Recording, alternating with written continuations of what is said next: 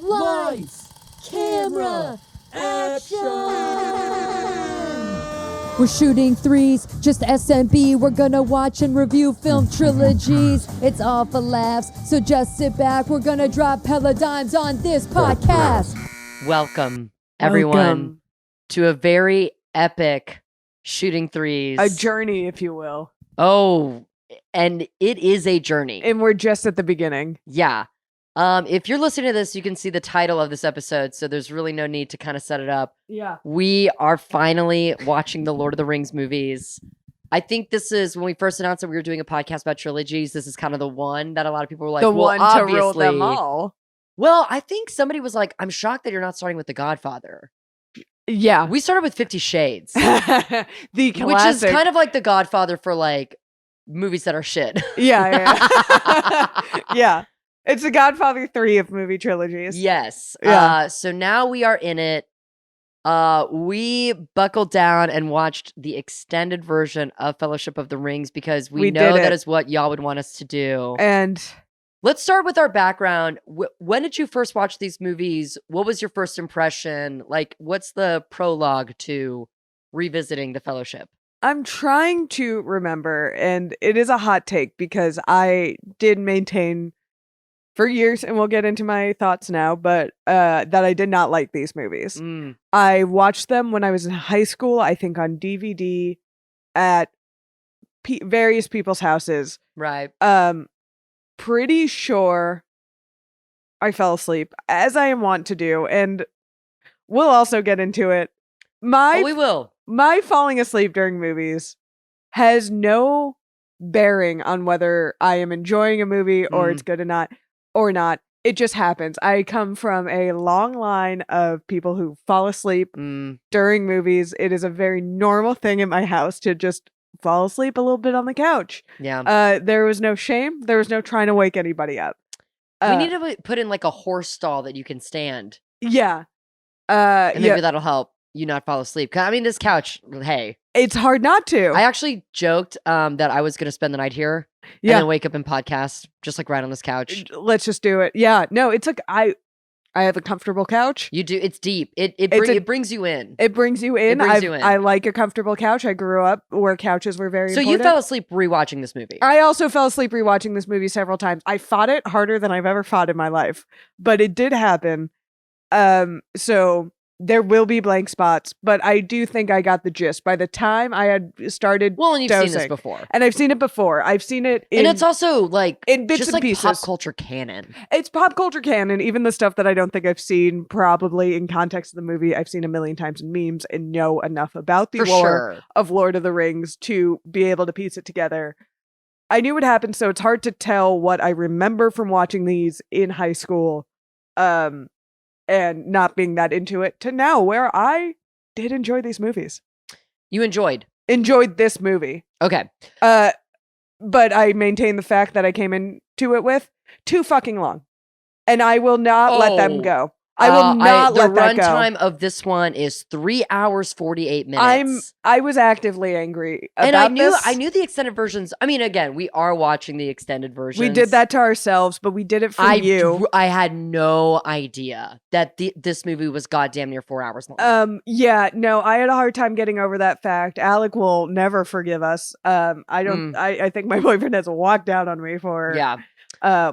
He did like them though too. Yeah, as a hater as well. Yeah, these were kind of coming out at the same time the Harry Potter movies were coming out. Sure. So I think we were in my household just like super about fantasy. Yeah. Definitely watched all 3 of them in theaters. I remember enjoying watching them, but like not really. I don't really have a place in my heart for the Lord of the Rings. Like the way I used to feel about Harry Potter, the way I still kind of feel about Star Wars, where it's like this is a part of like, or Fast and Furious, like family. These are my boys. These are my. You didn't feel that way about the Fellowship, and I know people that like they hear the music, those and are their they'll dogs. get teary eyed. Like it means so much to so many people. Yeah. And I just feel like the connection it never really got to me. And even rewatching this again, I fucking watched. I did a little bit of a better job watching it than you did, I think. I actually watched it all the way through. I was awake. I did give myself like a 30-minute break at one point in the movie, but in my defense, I also watched this movie when I had pink eye. Which will put a pink lens on everything literally my eye got fucking tired. Yeah, no, that makes sense. I had to like look at something else because I was like, my eye is crusting over as I'm watching this. It's a lot of movie. I do think also when I was watching them originally when they were coming out, wasn't and still to this day we had to read The Hobbit in 6th grade, which really is not a good time to have children read The Hobbit because you're barely reading it. Okay, it's too long. You're not going to grasp it for 6th graders. It was too young, and I like half read that book, and it really, really turned me off to high fantasy in general. I didn't know this lore. Yeah, I think it turned me off to just high fantasy in general because I was in 6th grade and I'm like, oh my God, this is so much text and so much reading. I don't like flipping to the back of a book to see like a glossary of words and a map. It just felt like very alienating to me at the time, and I think continued to be alienating to the point where I just kind of written off all high fantasy stuff. I like a sci-fi. I'm fine with that. Yeah. But once you get like Game of Thrones even took me a long time to get into. Sure. Generally wasn't a fan of it.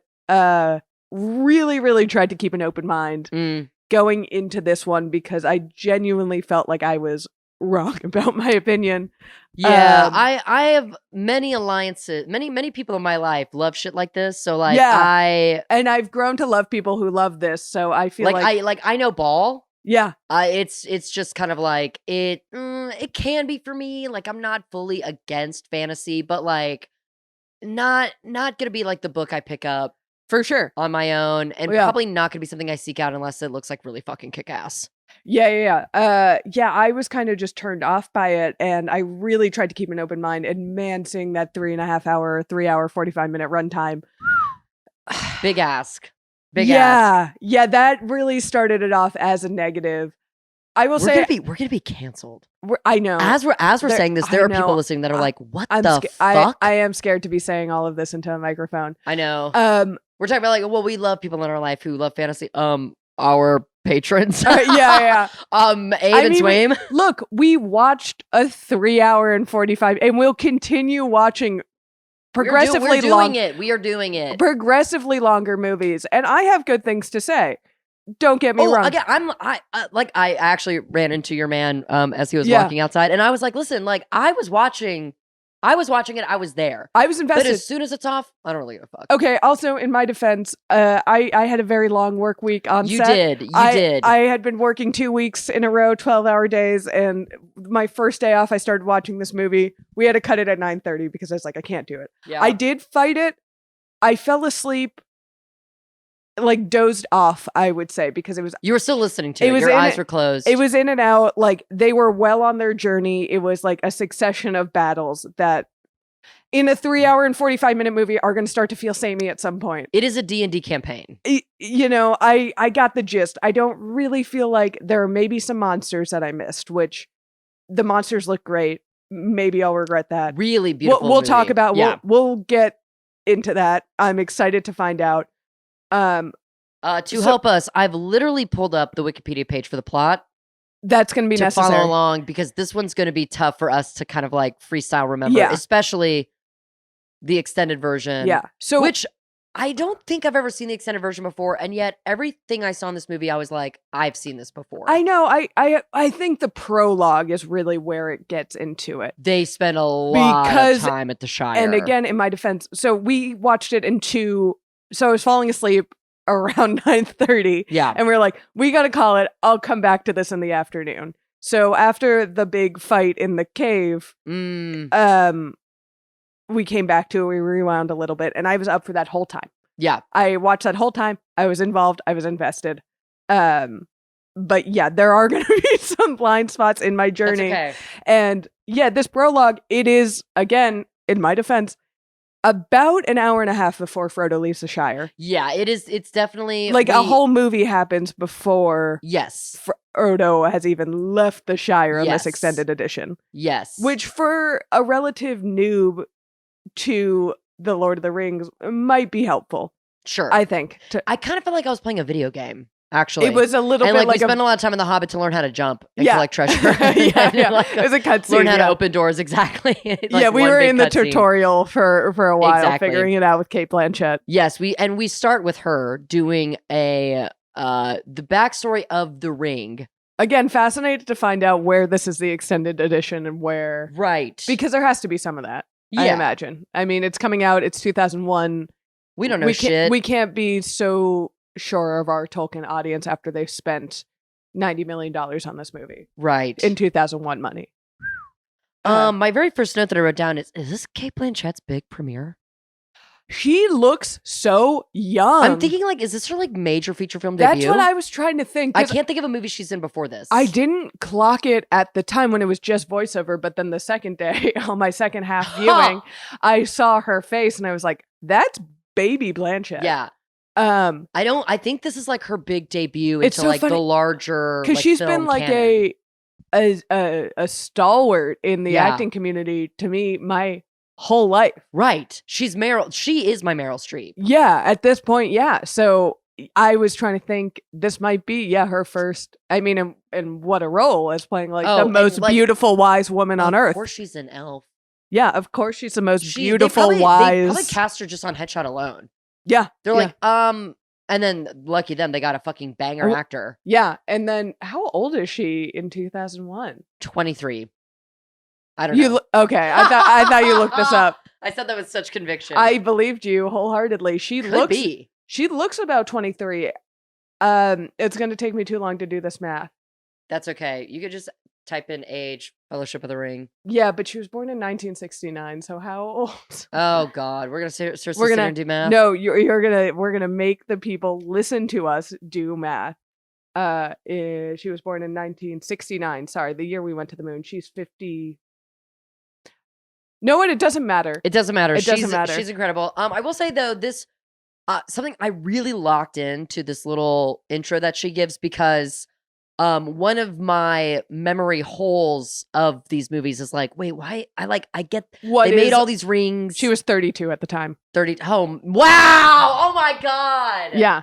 Wow. Damn, there's still hope. That's incredible. Yeah. There's still time. Wow. You know, though, I bet she had a fuckload of movies in Australia. You know what? That's a good point. Yeah, that's a very went good there. point. They went to New Zealand to film, and then they just like hopped across the. Well, Peter Jackson's Australian too, isn't he? Is he a Kiwi? New Zealander? Ooh, that's a good question.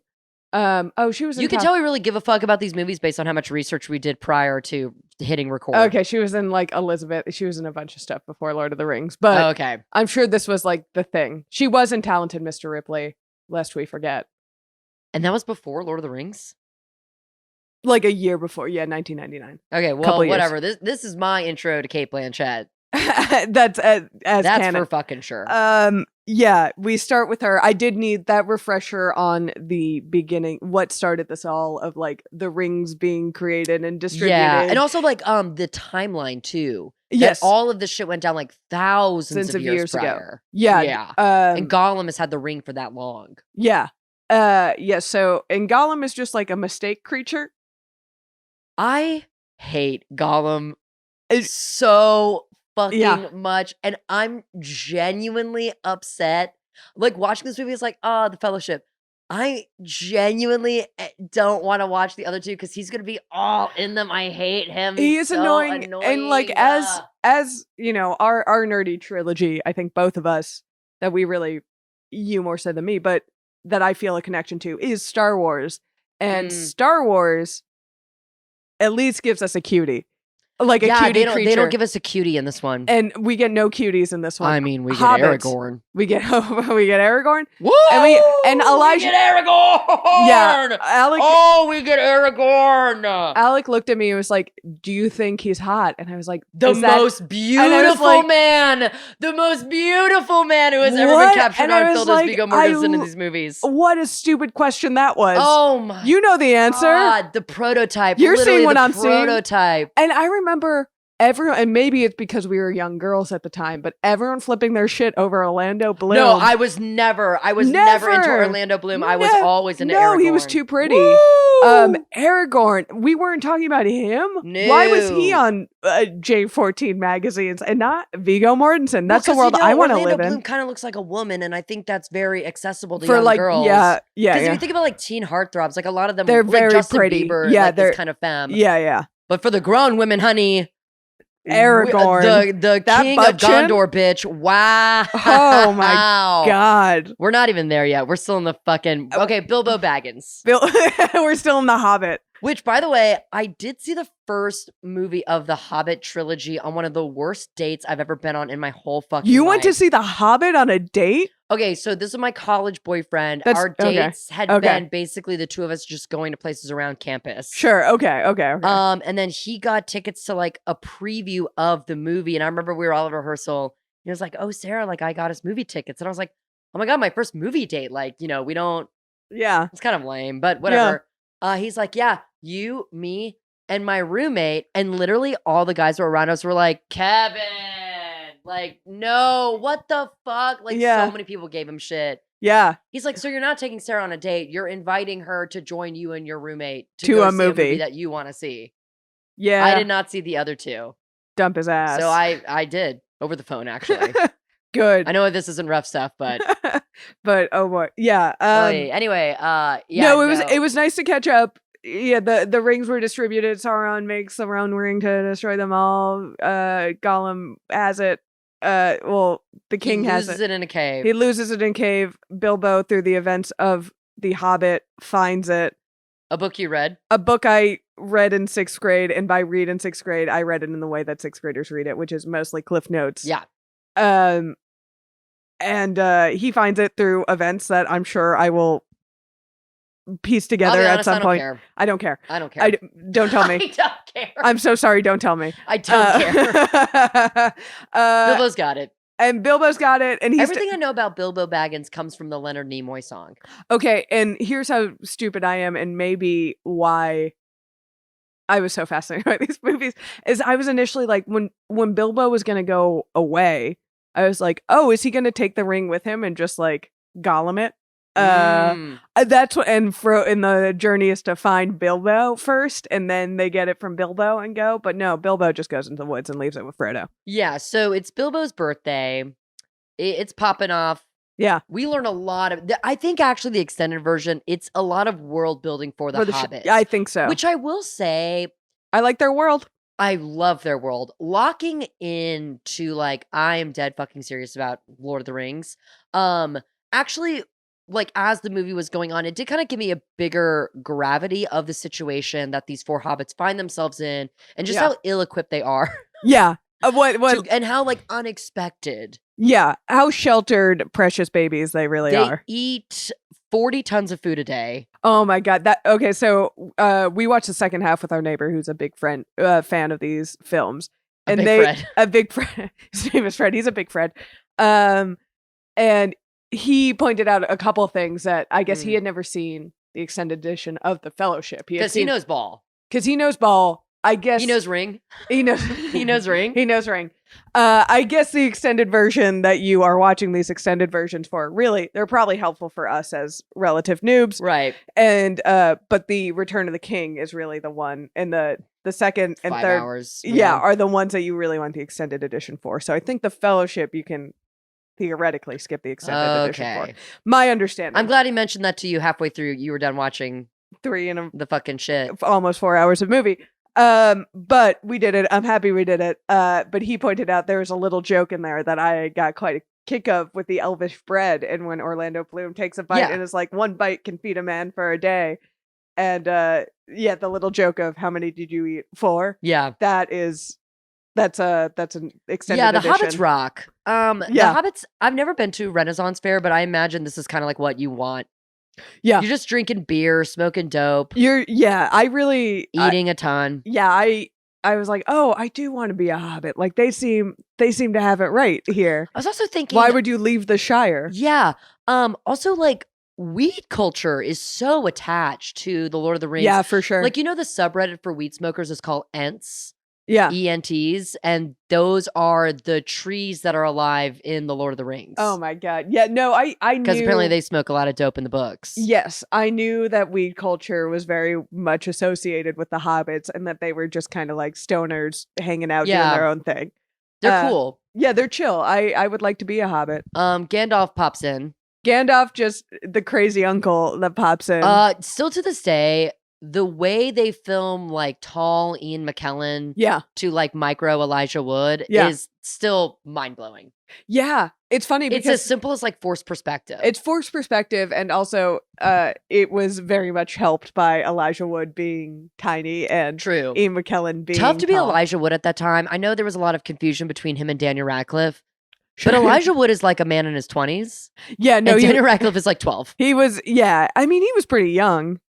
He still looks like a baby. Yeah, he was still young. I will say, Elijah Wood came to my work one day, and I knew he was in the building. I didn't realize like where he was. I turned the corner. We were nose to nose. Exciting.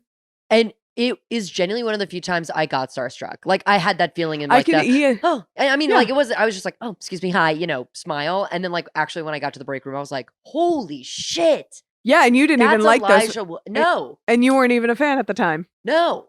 We had on our whiteboard for a long time, days without Fellowship of the Rings cast member coming in because Orlando Bloom also came in. Oh, that's exciting. We were trying to collect them all. You were trying. We only got to the 2, unfortunately. Would have loved to seen Sean Astin or somebody. Sean Astin. I mean, Viggo Mortensen. Rocked. Oh my! But Couldn't he's not handle hot. Viggo Mortensen is not hot. Aragorn is hot. To be clear, Aragorn is fucking hot. That is fair. Anyway, but Gandalf comes by. He pops up a bunch of fireworks, delights the little Hobbit children and the Hobbit men, and they have this big old party. Gandalf, sick fireworks. Yeah, Gandalf is a cool dude because he knows the hobbits know how to party, and he's like, everyone's writing off these little dudes, but I like hanging out with them. Yeah, he knows they're special, and that's what's special about Gandalf. He's like, my squad, they may be crazy and little, but they cool. They cool. I want to chill with them. You guys are doing your crazy power shit over here. Yeah. And these guys, I just want to smoke weed with my buddies. We are introduced to Merry and Pippin also as little mischievous tricksters. Two characters that also when I was growing up I thought were so fucking annoying and still to this day I think are so fucking annoying. They, have good little laugh lines, maybe just in this extended edition. But for the most part, I'm like, I don't care about you. I don't care. You're not helping this mission at all. Wouldn't it be funny if like by the time we get to Return of the King, we're like in tears? We're like Merry and Pippin. Yeah, they're going to like fall into Mount Doom and I'm going to freak out by the end of it. That's how these movies end? Yeah, they all fall into the volcano. Am I wrong? I'll see. Don't tell me. Oh my God. No spoilers. No spoilers. So I mean, where are we at? I don't know. So Bilbo's like, I gotta go, and he's just like, bye. But is that what hobbits do? And they talked about this, but isn't it like basically if you've had the ring, he's going to where the elves go to retire, essentially. Okay. Yeah, because he needs to be away from the ring. The ring has started to get to him. Yeah. And I guess it's just like a special thing about hobbits that they are pretty chill about, like relatively. I know it creeps up on all of them and we see it happen. And that's kind of what this movie is about, is watching everyone get corrupted by this thing. Mm-hmm. But the hobbits seem to be able to hold out a lot longer than most other people. True. Well, they're pure.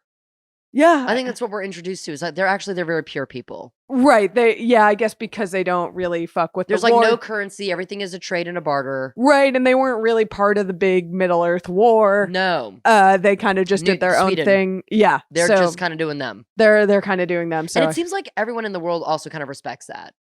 Because also, what are you going to take from, like, they don't have gold and shit. Like, they're not dwarves. Yeah, everyone just leaves them alone. And I think they've really figured something out. Yeah, they got it going on. Yeah. Of course, though, we see Bilbo struggle with giving up the ring. But Gandalf's like, dog, for real, I'm telling you, this will kill you. Yeah, I love everybody's, like, turn. Even the most unexpected people. Everyone really got their moment with, like, but what if I kept it? The Bilbo meme. Yeah. Lots of insert shots of people holding the ring. Yeah. That's got to be, like, half of all footage. And then Gandalf gets scary and Cate Blanchett gets scary. Yeah. Like, Bilbo gets scary. Yeah. Yeah. They all get a little scary. Aragorn gets scary. Boromir gets very scary. It's very scary. Yeah. These movies also helped by just incredible acting all the way through. You know what? Some of the best actors. Yeah, really. Like, what a cast between Ian McKellen and Cate Blanchett and, I mean, a young Elijah Wood and Viggo Mortensen. Like, these are... No, everyone's putting their whole pussy into it. I mean, also... Well, they also filmed these movies over the course of like 3 years. Yeah. And, I mean, they knew how big this was going to be. I mean, it wasn't like anyone was taking it lightly. I think wasn't like not Christopher Lloyd? The Doc? No. Who plays Saruman? Sauron? The other wizard. Oh, the other wizard. Wait.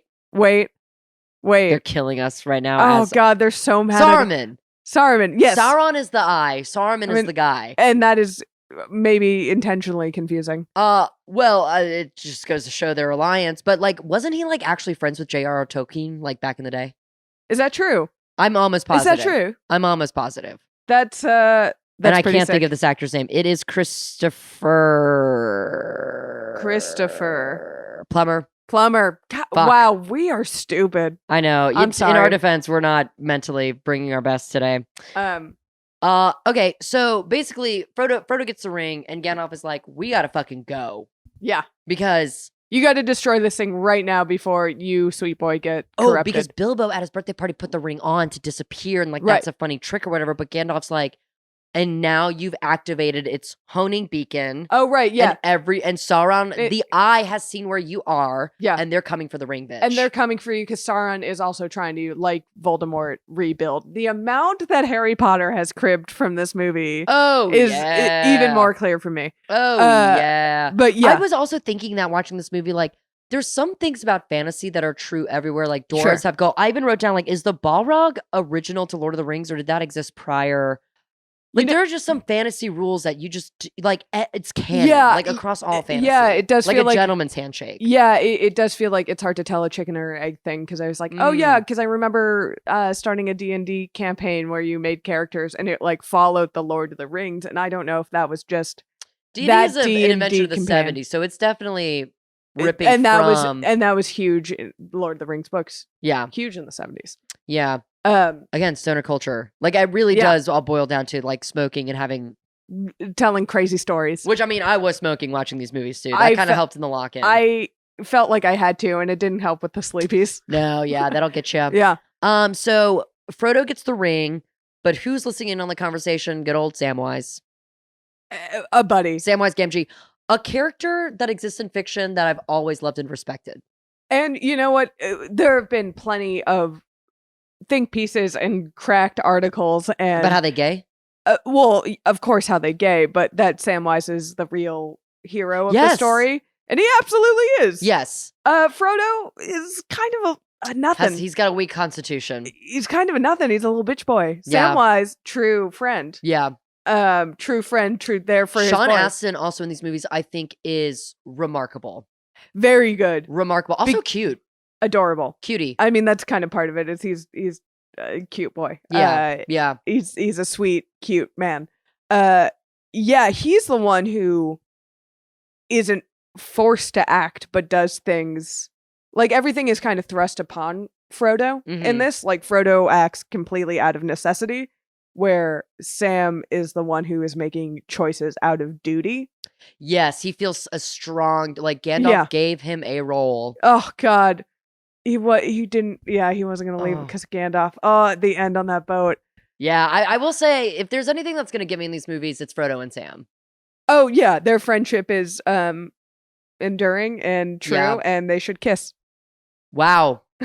Bust open the fan fiction. It's so obvious they want to kiss. It is, like, kind of one of the OG, like, gay ships. Because it's right there. Yeah, it's Spock and Kirk. It's like impossible to ignore the tension. Yeah, they love each other. But again, we celebrate male friendship, and if that's all it is, that's all it is. But there's chemistry. I wrote down, hobbits are cool, just eat, drink, smoke, be little, garden. Yeah. I like that. So they start on their adventure. Frodo leaves the Shire. Yes. 90 minutes later, Frodo leaves the Shire. Now we are on day 2 of watching this movie, and Frodo and Sam are leaving. Yeah. But who do they run into but Merry and Pippin? Two characters that fucking annoy the fuck out of me. They are, yeah. They made me laugh like once or twice throughout the movie, but mostly feel like they are hindrances to their. Oh God, I kind of hate when like characters are like so like they're too dumb. Yeah, they're too like, dumb. They can't. But again, like it's part of the extended. It's like we learned that the hobbits like genuinely are sheltered.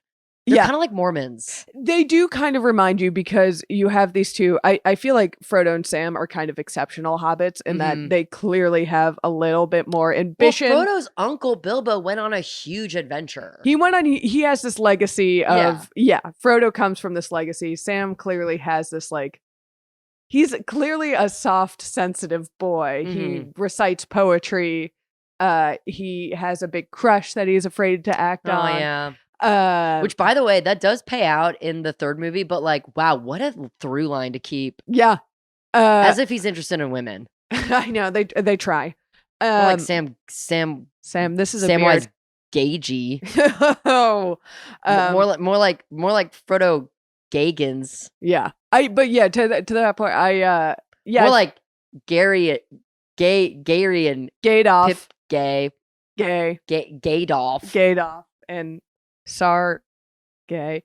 Happy Pride, you guys. We are recording this in June. Who knows when this is coming out? Happy Pride. Frodo and Sam always kind of read as like exceptional hobbits. The Baggins clearly have this legacy.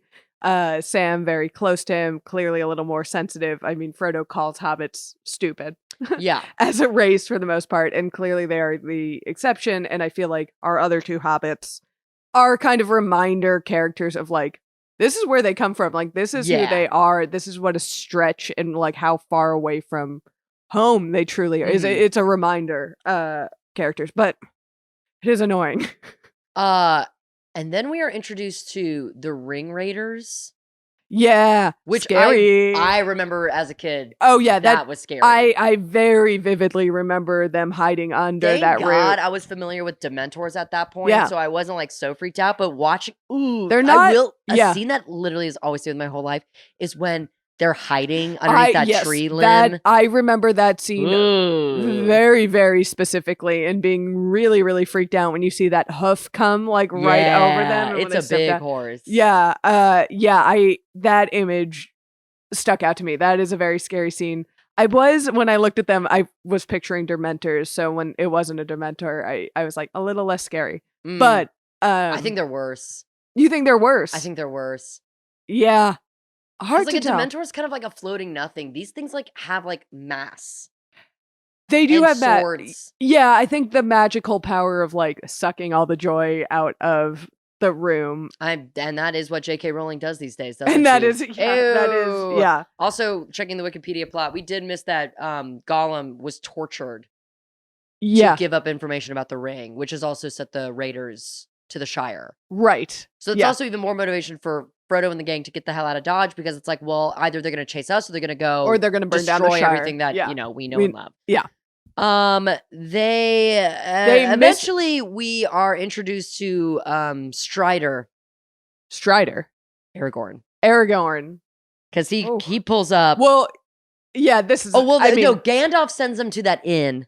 They are supposed to. Gandalf needs to talk to Saruman to be like, hey, we need to get this ring destroyed. We need to. Yeah, but Saruman's like, oh, funny you should mention that because I'm actually switching sides. Yeah, turns out. In case you're going to tell that my name was close to Sauron, I'm actually with my man right here. I thought you were going to be cool with this. But I'm going to have to lock you on top of that tower. It is Magneto and Professor X. It very much so. Yes. And I'm making a lot of references to like other movies that came out in 2000, 2001, because like genuinely this is how I watched them for the first time, was with the context of other shit. Yeah, and I think that's also why it didn't connect with me as hard as a lot of those other things did too. Right. But yeah, so they are supposed to meet Gandalf at the inn after he, talks his wizard folk and comes up with a plan, but they miss Gandalf at the inn.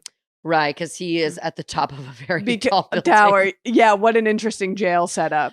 Wow, and seriously. I do remember that image as well of Gandalf. I remember this. And they go back there. Yeah. That's not the last time we see that tower. It is Xavier Magneto.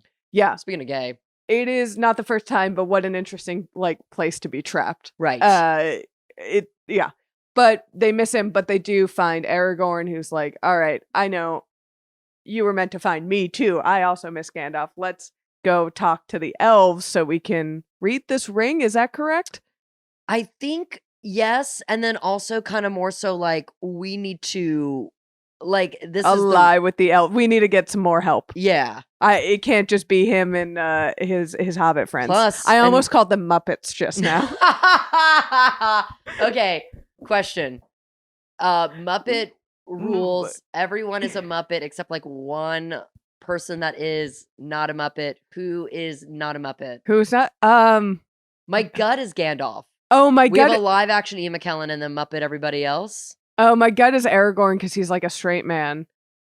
Oh yes. Plus, if Aragorn is still Viggo Mortensen, we still get to look at him. Exactly. I don't want that face to go away. My God, everything about it. Well, also Aragorn has ulterior motives going over to the elves. Yeah, he's got Miss Thing waiting for him, which we'll get to that. Yeah, he definitely fucking some elves. Which that adds so much to his hotness. Yeah, is that he's got an elf that is like he can bag an elf. I will give up my eternal life and be mortal. Yeah. To be with you. Yeah, that he can bag an elf. That a human man can get an elf. That's he can get anybody. Yeah. Jesus Christ. That's true. 24 years later, he's still getting us. Yeah. Yeah. Damn. Yeah. So all of this stuff at the end, I vividly remember. They're at Bree. I remember that's the name of the town. Oh yeah, no way. Points there. I do remember the scene with the ring raider stabbing the pillows. Yes. Aragorn has kind of set up a trap for them. Right. That they're still at the inn. Yes. And they have gotten out of Dodge. It's so the space between our fellowship and the ring raiders grows and shrinks. Yes. Like that little sometimes chase they're like where they get right in on the boat. Yeah. Yeah. I'm like, they're either right on their tail or they're like 2 days away from them. Yeah. I feel like, if the rule of Paddington is that he weighs as much as he needs to weigh for the scene. Yeah, the ring raiders I think hobbits are as fast as they need to be. Yeah. Because their little legs, they're not running as fast as Aragorn. Yeah, with the little legs, those big floppy feet. But they do have big feet, though. That's right. I mean, I don't think that helps. If they have little legs, they have to really like work. They're I like a I guess the distribution, like a puppy with paws that are too big. Just I guess around. The hobbits just run as fast as we need them to. Yeah, they just move. The Fellowship can move as fast as it needs to. Yes. So they get in the boat. Which, by the way, I do think like the course of these movies do take place over like 6 months. That can't be right. I think I just read that. That's crazy. I don't know. But I do like their little canoe trip. It does seem gorgeous out on that. Cute. They link up with Boromir. Yeah. Right? Because they have to haul ass to the elves when Elijah gets hurt. This is where I'm gonna get I'm in fuzzy. the plot. I'm in the plot. You're gonna have to help me out here because this is probably where it starts getting fuzzy because I did lose a lot of the Boromir. Wow, Aragorn. the plot. This is like close to nothing. Yeah. This is where around this time. so Aragorn takes them to Rivendell. Yes. And he's like, we're kind of like chilling here for the night. Yeah. He is making his way over to where the elves live, which is a place the called, White City? Huh? Is that the White City? That's what they call it? Is that I might be wrong. Oh God, I'm so sorry, everybody. I'm not saying it here. Okay. Anyway, where the elves live. Ring raiders pull up. Elijah puts on the ring. They stab him. Yeah. It's bad. Yeah, they can see him. He doesn't think they can see him, but they can see him. I remember this. Okay. I remember this. Yeah, he gets stabbed in the shoulder. And it's like, okay, well, now we really need to haul ass because we need to take him to the elves. They can cure him. Right. I think this is actually when. No. Okay, Arwen is her name. Okay. Arwen pops in. Mm-hmm. We learned that she's got this backstory with Aragorn. Right. They send Frodo ahead. Whatever. Fast forward. They're all with the elves. Yeah, they go to the elves. That's the big plot point. They're at the elves. Elijah's fine. Kate Blanchett is sending him messages subconsciously. Yeah. Which is what happens to me every time I watch Kate Blanchett on screen. I mean, Her voice is in my head like that. I didn't even realize we will meet at the riverbank this evening. I didn't even realize her mouth wasn't moving. Like she was just communicating. I mean, there was obviously sound, so I could hear her. Sure. But I was just watching those big elf eyes. Yeah. And then I was like, oh no, she's communicating telepathically. She sold that. Yeah, oh yeah. She sells it. I also love Elrond, our friend from The Matrix, is in. Yes, Hugo Weaving. Yeah. Yeah. Huge in this time period for him big as an guy, actor. big Hugo Weaving era. Big Hugo Weaving era. Yeah, he's great. Kate Blanchett, the most beautiful and wisest woman in the world. Yes. Playing Galadriel. Galadriel, that's her name. Yeah. Comes down, she kind of tells Frodo that it has to be him, you know. Yeah. He tries to give her he tries to give everybody this fucking ring. Yeah, Frodo, he does not want this. From the jump, he's like, not interested, no. Really. But maybe that's why he has to have it. But that's exactly why he has to have it. He's the only one with the pure of heartness and humility to not want to deal with this, to not want to have these feelings. It's why you and I don't have pierced ears. We're with the elves. We're chilling. Yeah. It's beautiful. We're chilling. Yeah, Frodo. Beautiful. I mean, they're elves. They're that's a kind little of their whole shit. Yeah, they're smart and they're beautiful, but they're also like kind of pretentious dicks. They are. I was kind of making a joke, like when they bring everyone in to talk about the plan with the ring, it is kind of like an HOA meeting. Yeah, they are the homeowners association. Oh god, they are the most uppity people. Oh yeah, Elrond and Galadriel really have a stick up their ass. Arwen is like a little bit cooler. He's a little chiller. Legolas certainly. I mean, no, Legolas.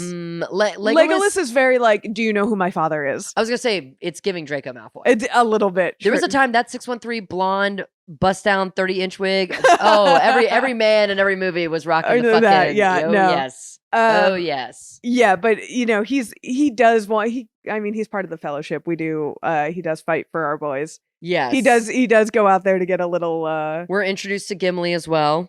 Gimli. Love him. What a Boromir.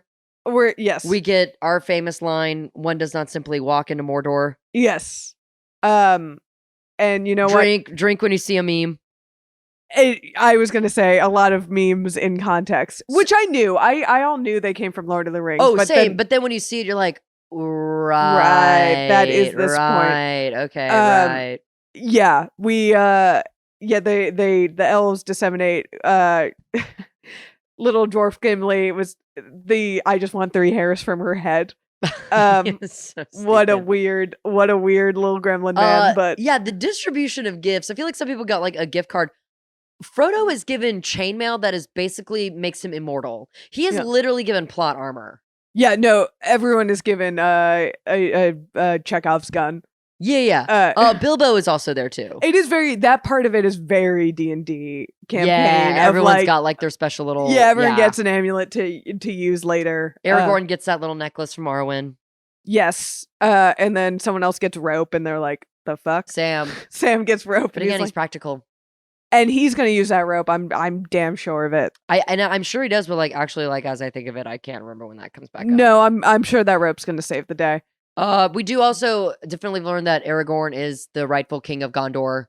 Yes. As he comes from the line of the original king that took the ring in the first place. Yes, who went a little mad with the ring. Yes. And is the reason it got lost in the river and Gollum found it in the first place. Right. So I have a question. So we have 9 members of the Fellowship.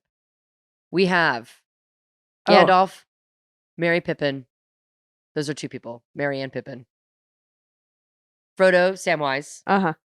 Gimli. Uh-huh. Legolas. Uh-huh. Aragorn. Boromir. Yeah. 9 members of the Fellowship. Yeah. 9 starters for your baseball lineup. How? I said I had a question for you. This is the question. Yeah. How do you line up? In baseball? In baseball. How do you line up these characters? Okay. I'm not a huge baseball person, but I've played enough softball to know. But I played enough softball to know. Interesting. And you know some of them are tall, some of them are short. Some of them are fast, some of them hit for power. Okay, I'm putting Gandalf's tall ass at first. Okay. I was thinking batting order. Oh, you're thinking batting order. But where would you put them on the field? That's also fine. You wouldn't put Gandalf in the outfield for being tall. I guess, but Boromir feels more like a center fielder. Yeah, he can hustle. He can hustle. He's got that hustle. Okay. Sam left right field. Okay. Wow. Yeah. Wow. Right field. Yeah. Right field. Gimli catcher. He's gonna be just like a sturdy presence. Don't run on Gimli. Yeah, no. Don't run on Gimli. Yeah, you're not moving him. He's staying on that plate. Yeah. Pitch Aragorn. Oh my god. Or right field. Or sorry, left field. Okay, I will say you do have a Hobbit in the outfield, and my Astros have that as well right now with Jose Altuve playing left. But I would not advise that. No, I want the Hobbits in right. I want the ball not getting hit to them. Okay, we're gonna put in the shift. The Hobbits are gonna play in the shift. They're gonna play in the shift. For sure. I think I might actually want Aragorn out on left. Okay. Oh, know what? Short. Yes. Shortstop. Aragorn at short. At short. I'd put Legolas somewhere in the outfield. Legolas, yeah, for sure. He's left. Yeah. He's left field. Frodo, we can stick him on second. Yeah. From experience, that works. Yeah. That works. That you can stick him in second, fine, and that leaves who on third? Sam? No, Sam. Merry or Pippin? No, Sam's on third. Sam's on third. He's gonna take a hit at third. He's gonna take the line drive. For sure. See, I would think like my infielders, first, second, short, third. These are all the Hobbits. Sure. Sam at first, he's reliable. Yeah. I like Gimli at catcher. I got Legolas in center, Boromir right. Okay. And then I have Aragorn left, Gandalf pitching. He's a fucking wizard. He could put the ball wherever he wants. That's true. I like that.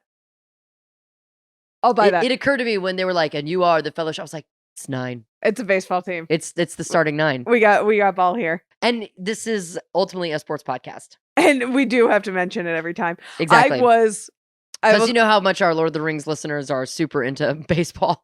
I will also say I was this movie trying to come into it with an open mind, wanting to like it, ultimately liking it. What was very difficult when I started watching, because it is 4 hours, and why I was actively angry, is because I had to turn off the NBA Finals. I'd have time to watch this movie. Oh my god! Why did you do that to yourself? You could have watched this movie. It was bad timing. It was bad time. I had a busy week. This was my only chance to watch it, and I know that's why I watched it when I had pink eye. I'm like, I'll never get this time. I just need. Yeah, it was my only time to watch it. I had to turn it off at halftime. It was like this is where I took my break. Pacers, when they became a Fellowship, I was like, this is a good time to take 30 minutes. Yeah, I needed to watch it now, and I was like, great. And then I turned it on and I looked at the full runtime, and I was angry. I tried so hard not to check the runtime. I was like, because I know there's going to be so much left. I was angry. Ultimately, I went on a journey that I did enjoy, but I was. You are like the hobbits in this movie. I was suppressing some feelings about it that are coming out right now. Are you like the Sam to my Frodo in that way, where you're like doing your due diligence? You're not like exactly thrilled about it. I'm a little bit more like, I'm following you on this journey. I'm swimming after your boat. I mean, I'm quick to shirk responsibility. That's for goddamn sure. Yeah, I don't wear jewelry. I don't want to be responsible for the shit. I have to push you along on this journey. So we've established our fellowship, and now we're off. And now again we are off. And now we're kind of in the rare part of this entire trilogy where I'm like, actually, like, I'm really enjoying watching all 9 of these people. Yes. Move around. And then we get to the big fight. They have this aside of a snowy mountain. Yeah, this is okay. Sure. I'm coming in and out here. Yeah. Let's talk about the fight of the bridge where we lose our boy.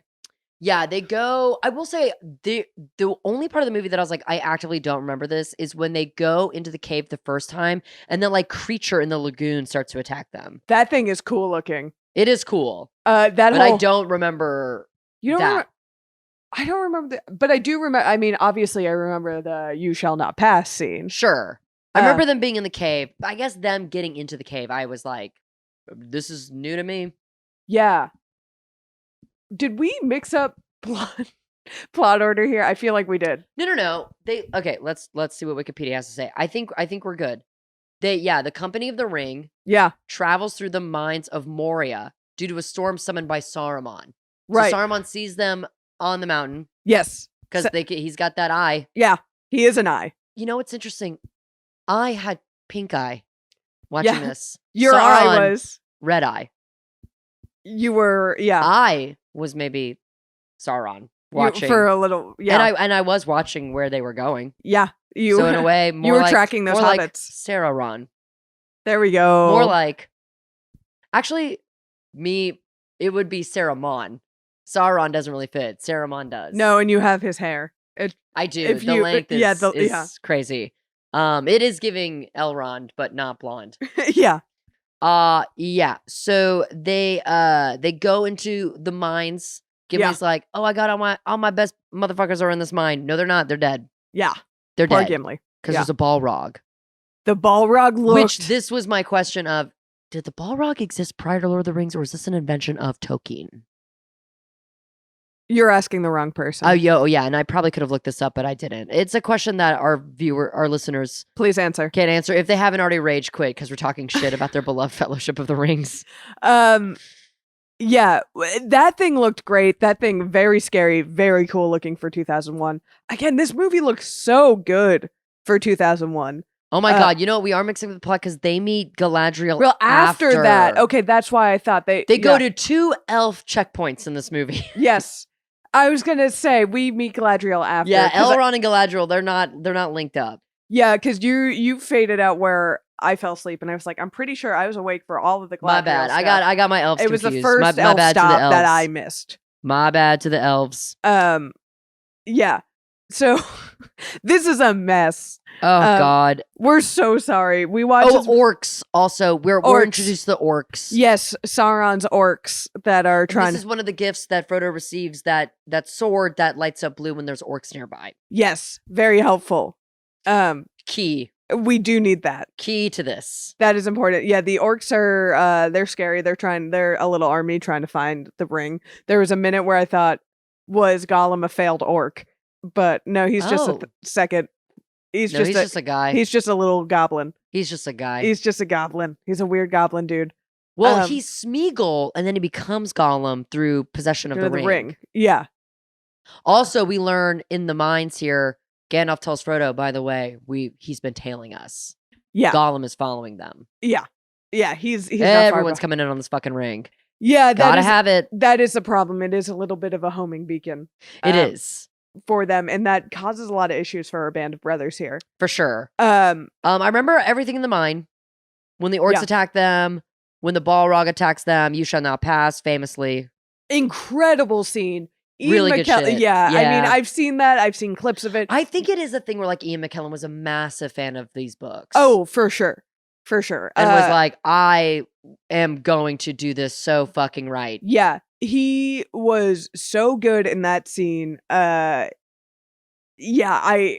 Unbelievable. Seeing it in context again for the first time in a while, I was like, damn, this is what this movie is about. Yeah, I love when an actor really earns a really big display of emotion like that. It's very satisfying to watch. That was a powerhouse moment. Mm-hmm. Run, you fools. So good. Or fly, you fools. Yeah. So good. They get also equally so well by Elijah. Very that moment, the death of Gandalf, a mentor and someone you really love. Yeah, that moment outside of the cave is intense. Yeah, I did not like when we see Merry and Pippin. I'm like, I don't care about you guys. I don't care. I don't care about their emotions. Show me Frodo. Show me Sam. Show me the rest of these people dealing with the death of their friend. Yeah. To them, he was just a guy who had cool fireworks. Yes. I don't care what you think in this moment. Yeah.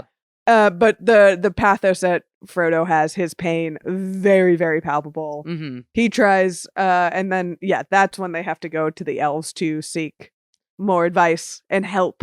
Yeah. Because they lost their magic friend. That's right. They have to get some more magic because they lost their magic. Right. And then this is where all the Galadriel stuff happens that we already talked about. We don't have to revisit. Yeah, she has that very scary moment where Elijah's like, you take the ring. Yeah. Yeah. And then it's like, ooh, maybe not. Oh, maybe not. Maybe you can't have this. Maybe I do have to keep the ring. But yeah, once they leave and Boromir dies.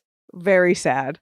Well, girl, hold on. I'm skipping. Yeah. Okay. Well, the other thing that Galadriel demonstrates to Frodo is one of the reasons why you have to do this is because, like, if not, like, we're all going to be enslaved to Sauron. Yeah. Like, these stakes are super high. Yeah. They get sent on their way.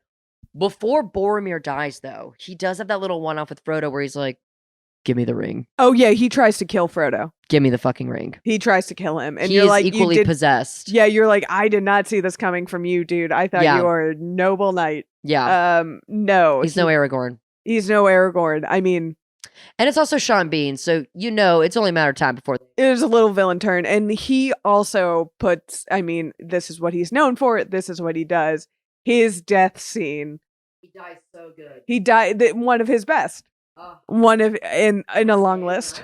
They're attacked by orcs, and this death scene is I mean, he's fighting his heart out. This is a very cool fight scene. We see Legolas do his thing with the arrows.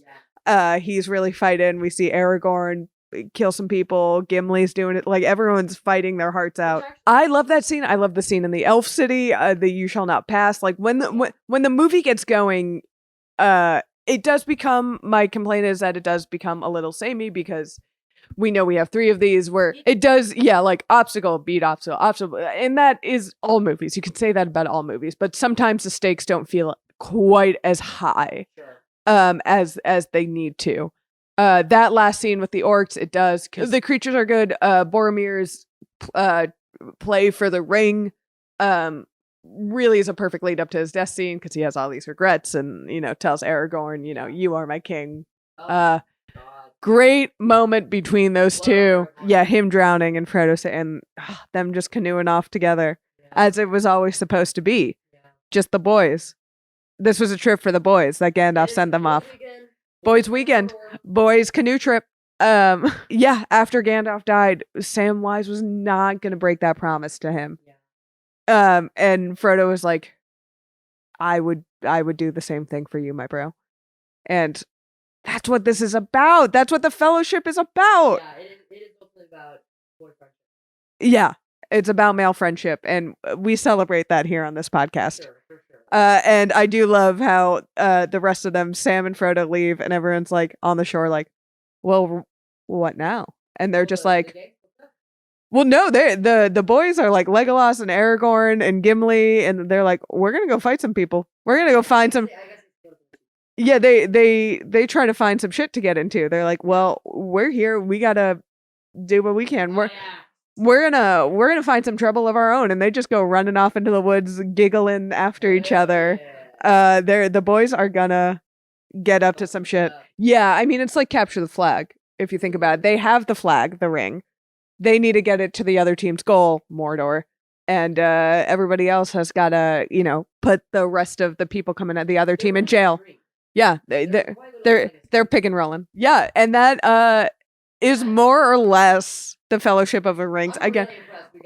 I'm so sorry about all the little hiccups along the way, but it's a lot of movie. There is, I mean, the extended cut, I believe, for this one. Again, don't know for sure, but feels like mostly is that long because of expositional things, because of world building things that need to happen. You can make a night of it. Yeah, because it does need to be a spectacle. I felt, and I did feel that, like I felt the big journey of it all and how cathartic it's going to be to follow these characters and come to the end with them and watch them grow. Like that all really did dawn on me during this watch. And I don't know, I got my open-mindedness worked. I think I'm always going to feel a little bit of a disconnect with high fantasy. Yeah. And that I'm missing something and that it is hard for me to be like, okay, but why they like the plot holiness of it there are stupid things in it. There are stupid things in every movie, especially a fantasy movie, that I think are always just going to be misses for me, but I'm into it right now. I am excited to continue on this journey with my buddies, and I wish there was a cutie. I had always joked that these movies are like, well, even the Hobbit, the first and third are people walking. The second is where stuff happens. Sure. But that was a little bit of a callous look on it. As I'm sure I'm going to find out. Until the next time, we will watch another 4 hours of movie, and we're gonna keep doing it for you guys. And also, to be honest, I'm enjoying it. No, I'm on this ride. I'm in the fellowship. We're here. We're going on the journey. We hope you continue joining us. You can follow all of our podcasting ventures at BS Podcasting on Instagram. And until then, we will go on the journey with you guys next time. Thank you. Lights, camera, action! We're shooting threes, just SMB. We're gonna watch and review film trilogies. It's all for laughs, so just sit back. We're gonna drop hella dimes on this podcast.